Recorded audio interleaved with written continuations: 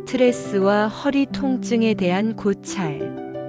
우리는 허리 통증이라는 주제를 단순히 육체적인 문제로 국한하지 않고 그 이면에 있는 심리적, 정서적, 사고의 흐름까지 함께 살펴보며 근본적인 치유의 방향을 모색해 보려 합니다. 허리 통증은 대부분 무리한 물리 활동이나 나쁜 자세에서 비롯된다고 알려져 있습니다. 특히 허리는 우리 몸의 중앙에 위치하고 있어 앉거나 서는 자세, 물건을 드는 방식, 반복되는 움직임 하나하나가 척추에 부담을 줄 수 있습니다. 그러나 단순히 무리를 해서 아프다는 진단으로는 설명할 수 없는 경우들이 있습니다. 저는 최근 회사에서 허리 통증을 호소하는 여러 동료들을 관찰하며 흥미로운 공통점을 발견했습니다. 이들은 모두 자기 일에 충실하고 책임감이 강하며 주변 사람들과 비교적 원만한 관계를 유지하고 있는 사람들이었습니다. 하지만 그들 안에는 공통된 또 하나의 특징이 있었습니다. 바로 불합리한 상황을 그냥 넘기지 못한다는 점입니다. 자기 할 일을 열심히 하며 최선을 다하는 만큼 타인의 무책임함이나 미루는 태도에 민감하게 반응하고 때로는 감정적으로 대립하게 되었습니다.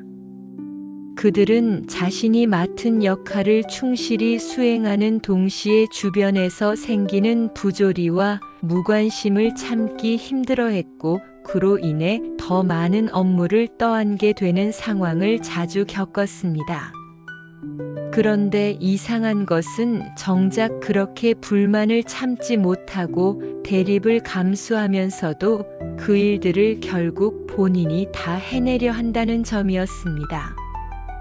역량 이상의 부담을 짊어지면서도 끝까지 포기하지 않고 밀어붙이는 태도가 몸을 상하게 만들고 있던 것입니다. 몸의 경직은 단순히 물리적 피로에서 오는 것이 아닙니다. 우리의 사고방식, 감정, 반응의 습관이 근육의 긴장을 유도하고 그 긴장이 장기간 유지되면 통증으로 나타나게 됩니다.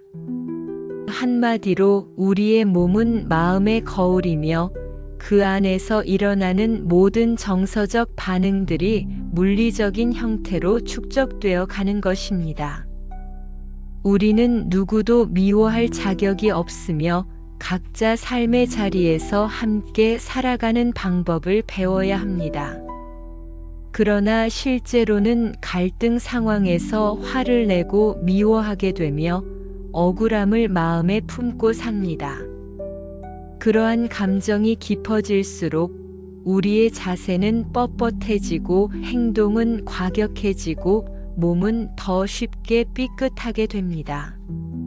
마음이 경직되면 몸도 경직되고 결국 반복된 긴장 속에서 허리 통증이라는 결과를 초래하게 되는 것입니다. 특히 억울함이나 분노 같은 감정은 무의식 중에도 근육을 긴장시키는 힘을 가지며 이러한 감정의 지속은 혈류순환에도 부정적인 영향을 주어 회복 속도를 늦추고 면역 기능까지 저하시키는 결과를 가져옵니다. 병원에 가면 대부분의 의사는 이렇게 말합니다. 스트레스 받지 마세요. 하지만 우리는 알고 있습니다. 스트레스는 단순한 의지로 통제되는 것이 아닙니다. 의사들이 말하는 명상이나 마음을 편하게 가지라는 조언은 때로는 막막하게 느껴지기조차 합니다. 왜냐하면 그 스트레스가 어디서 오는지, 내 안에 어떤 감정이 몸에 영향을 주는지에 대한 구체적인 가르침이 부족하기 때문입니다. 단순히 약을 처방하거나 물리치료를 통해 일시적으로 증상을 완화시킬 수는 있겠지만 다시는 같은 고통을 반복하지 않으려면 삶의 방향 그 자체를 돌아보는 시간이 필요합니다. 허리 통증을 앓고 있는 이들에게 지금 가장 필요한 것은 근본적인 삶의 태도를 점검하는 교육입니다. 우리는 태어날 때부터 아프지 않았습니다. 살아오며 어떤 생각을 하고 어떤 방식으로 삶을 대했는지에 따라 몸에 무리가 쌓였고 그것이 아픔으로 드러났습니다. 그렇다면 이제 그 흐름을 거슬러 올라가 우리의 생각과 행동을 다시 바로잡아야만 아픔과 멀어질 수 있습니다. 특히 왜 나는 이런 반응을 했는가? 라는 자기 성찰을 습관화하고 불필요한 책임감과 감정적 대립을 끊어내는 태도가 필요합니다. 첫 번째로 중요한 것은 환경과 인연에 대한 인식입니다. 사람은 환경을 떠나 살 수 없습니다. 우리는 늘 주어진 조건 속에서 사람들을 만나고 그 안에서 생각을 만들어냅니다. 그러나 허리 통증을 앓는 이들의 이야기를 들어보면 불평과 불만이 습관처럼 자리를 잡고 있음을 알 수 있습니다. 그리고 그 부정적인 생각이 몸 전체를 감싸며 기분을 나쁘게 만들고 세포 하나하나를 긴장시키고 있습니다. 결국 같은 일을 하더라도 쉽게 피로해지고 더 큰 무리를 하게 되는 악순환이 반복되는 것입니다.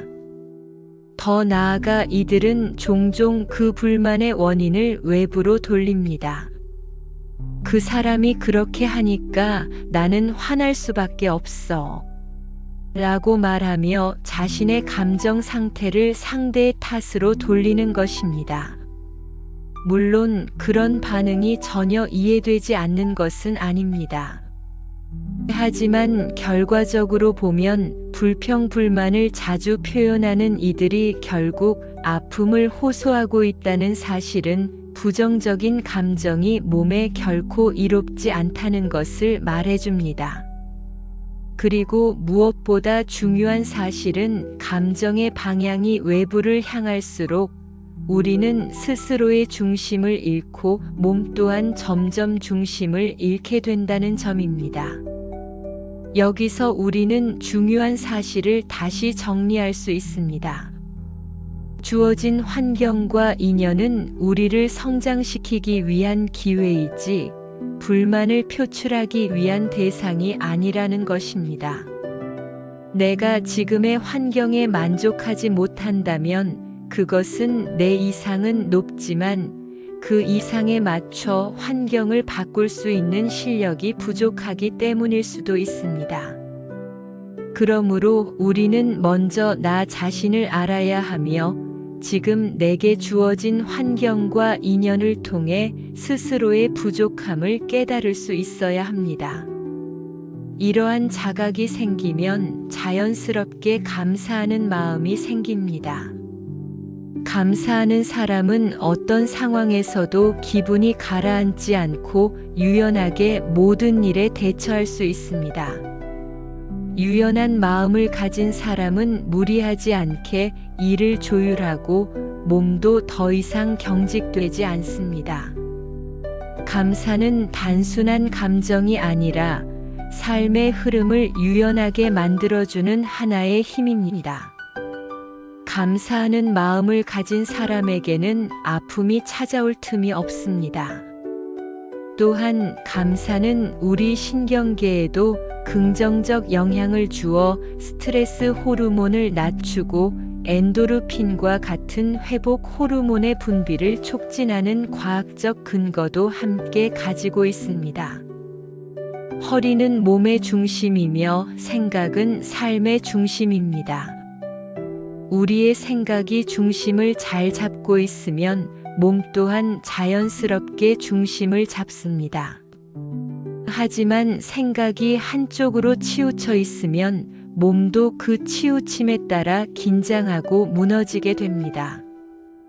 이러한 중심을 바로 세우지 않는다면 아무리 약을 먹고 시술을 받아도 통증은 다시 찾아올 수밖에 없습니다. 진정한 완치는 약으로 이루어지는 것이 아니라 생각의 틀을 바꾸고 삶을 대하는 자세를 새롭게 할 때 가능한 것입니다. 이제 우리는 묻고 실천해야 합니다. 내 몸을 아프게 한 감정은 무엇이었는가? 나는 내 환경을 불평하기보다 감사하며 살아가고 있는가? 오늘도 나는 내 몸과 마음을 함께 돌보고 있는가? 이 질문에 진심으로 답하며 살아갈 때 우리는 진정으로 통증 없는 삶을 향해 나아갈 수 있습니다. 더 나아가 나의 감정이 나의 행동을 만들고 그 행동이 다시 내 삶의 환경을 만든다는 순환 고리를 이해한다면 우리는 더는 외부를 탓하지 않게 될 것입니다. 영상이 도움이 되셨다면 구독, 좋아요, 알림 설정까지 부탁드려요.